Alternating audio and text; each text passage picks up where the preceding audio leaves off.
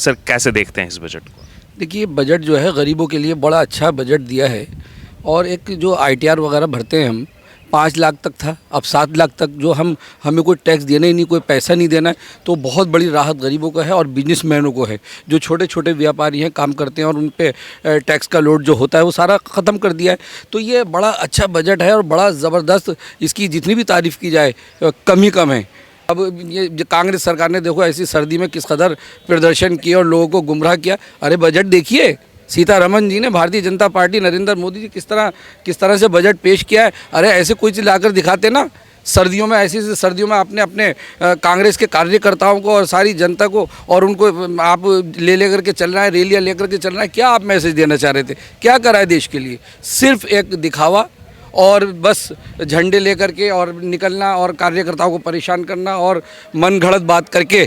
और जो इनको ये भी दुख है कि प्रधानमंत्री, ऐसे प्रधानमंत्री ना आए और ना आएंगे। आज मैं मोदी जी सरकार को, हमारी भारतीय जनता पार्टी और भारतवर्ष की सरकार को बहुत बहुत बधाई देता हूं कि आपने जो मीडियम क्लास वर्ग है, जो देखिए सैलरी लेता है, जैसे कोई प्राइवेट नौकरी करते हैं, कोई पब्लिक सेक्टर में करते हैं, कोई गवर्नमेंट सेक्टर में सर्विस करते हैं, उनको आज आपने एक बहुत बड़ा तोहफा दिया है। एक रिटायरीज के लिए भी इन्होंने बहुत बड़ी एक सुविधा दी है। देखिए, वो 15 लाख की उन्होंने पहले जो एक लिमिट लगाई हुई थी कि रिटायर्ड आदमी जमा करा सकता है, उसके अंदर उसको डबल कर दिया 30 लाख।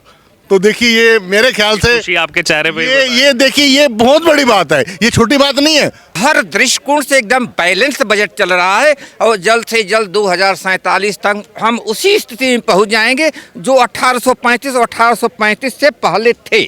बस मेन यही लाइन, इसके सिवा कोई विचारधारा नहीं होती है। 2024 लोकसभा से पहले जो है फुल एंड फाइनल जो बजट रहता है, फुल बजट साल का, वो 2023 का पेश हो चुका है। इसको लेकर के बहुत दिनों से लोगों की आशाएं भी चल रही थी इस बजट को लेकर के।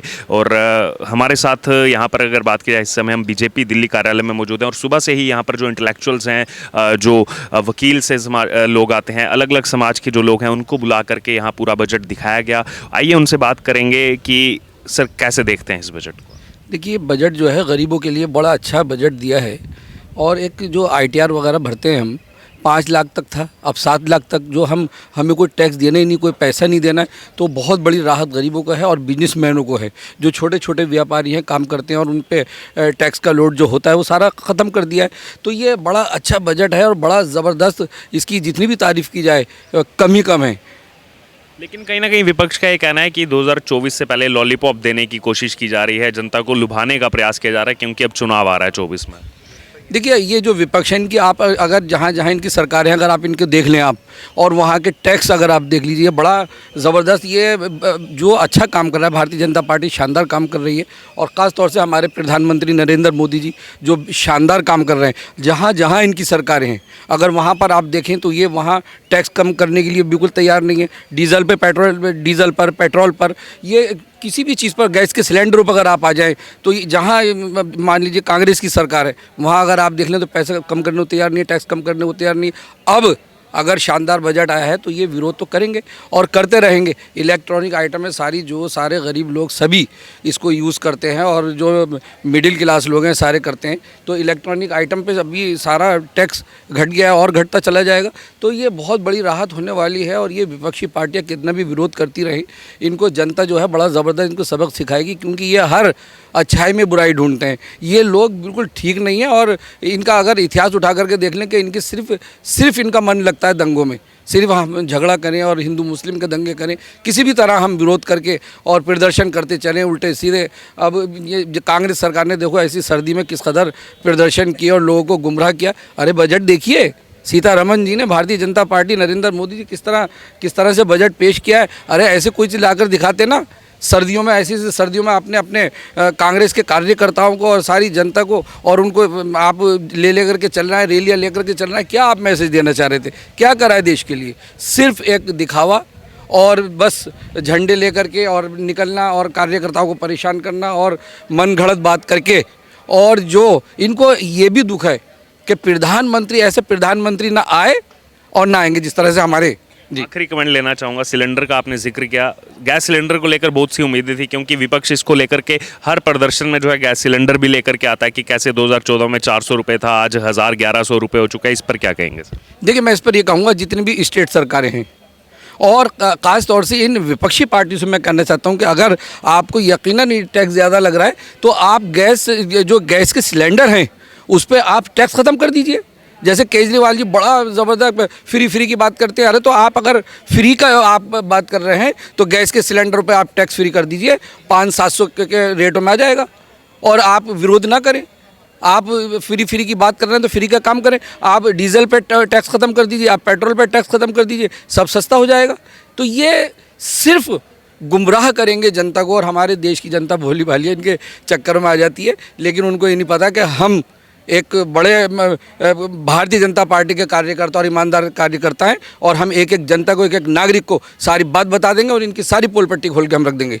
बहरहाल इस सिलेंडर के साथ साथ अगर बात की जाए तो आज निर्मला सीतारमन जो वित्त मंत्री हैं उन्होंने ये भी कहा कि आय जो है वो दोगुनी हो चुकी है, और भी यहाँ लोग मौजूद थे जो सुबह से नज़रें बनाकर रखी थी जिन्होंने इस बजट पर, उनसे बात करेंगे। सर, कैसे देखते हैं इस बजट? मैं सुभाष मदान, प्रवक्ता Bharatiya Janata party intellectual cell Delhi प्रदेश।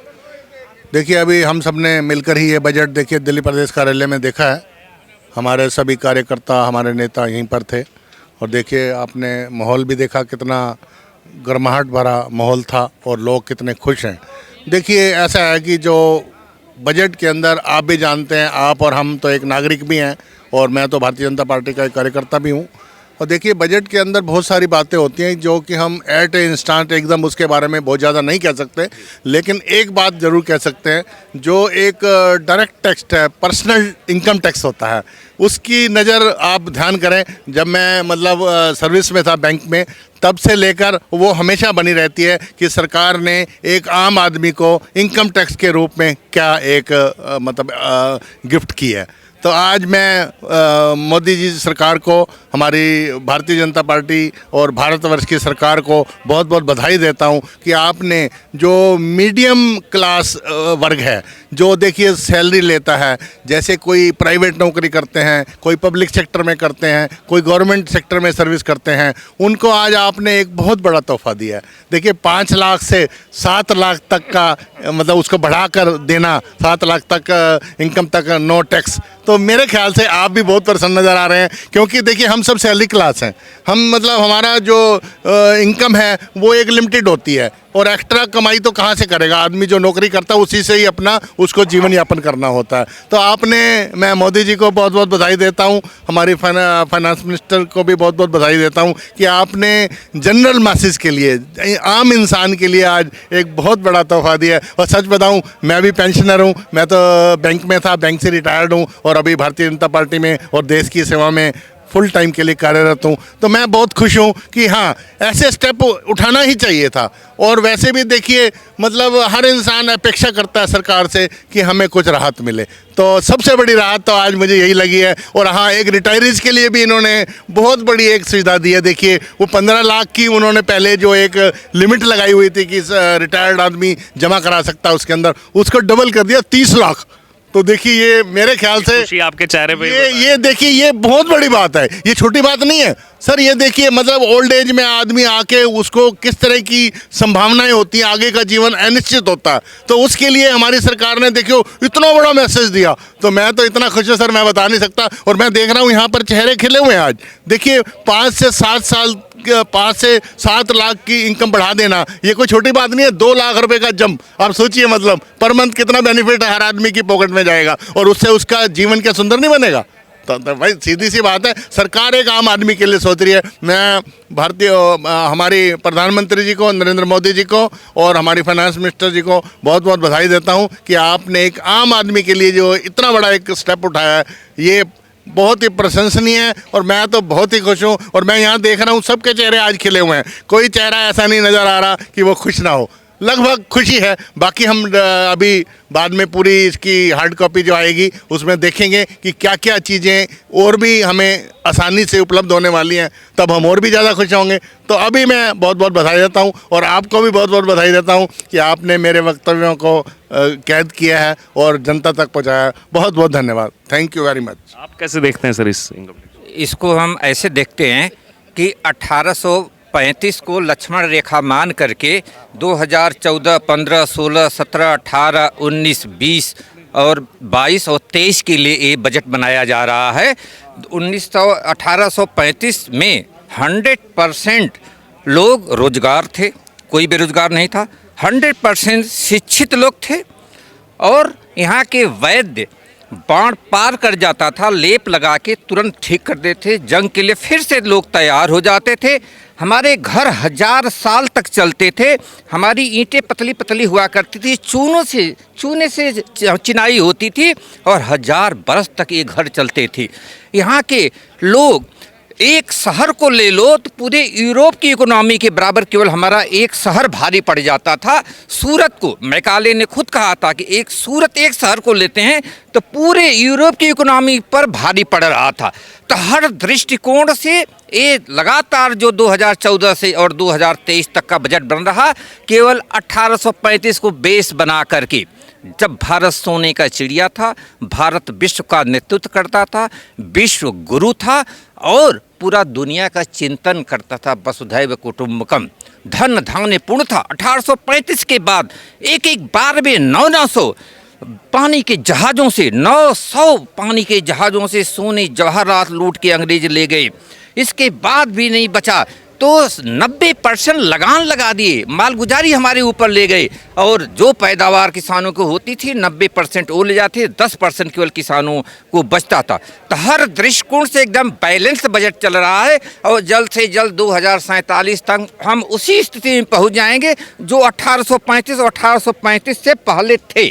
बस मेन यही लाइन, इसके सिवा कोई विचारधारा नहीं होती है। भारत की विचारधारा एक ही होती है जो विष्णु भगवान ने के समय में वेद आए थे उसमें लिखा हुआ, उसके न इर्द न एक गिर्द। जैसे राहुल गांधी कहते हैं हमारी विचारधारा अलग है, तो कोई विचारधारा अलग नहीं हो सकती है। जो उसके भटकेगा वो लक्ष्य को प्राप्त नहीं करेगा। डॉक्टर मनमोहन सिंह 10 साल प्राइम मिनिस्टर थे। ब्रिटेन में जाके जब वो बोले कि हमारा भारत, हम आपके आभारी हैं ब्रिटेन के, जो शिक्षा हमारे यहाँ दे दिया, हमारी नाक कट गई। जबकि सत्य ये है कि 17% पूरे यूरोप में शिक्षा थी, हमारे यहाँ 100% शिक्षा थी। तो हर दृष्टिकोण से 100% उसी राह पर चलने वाला हमारा बजट है जो लक्ष्य माना गया 1835 और उससे पहले वाला।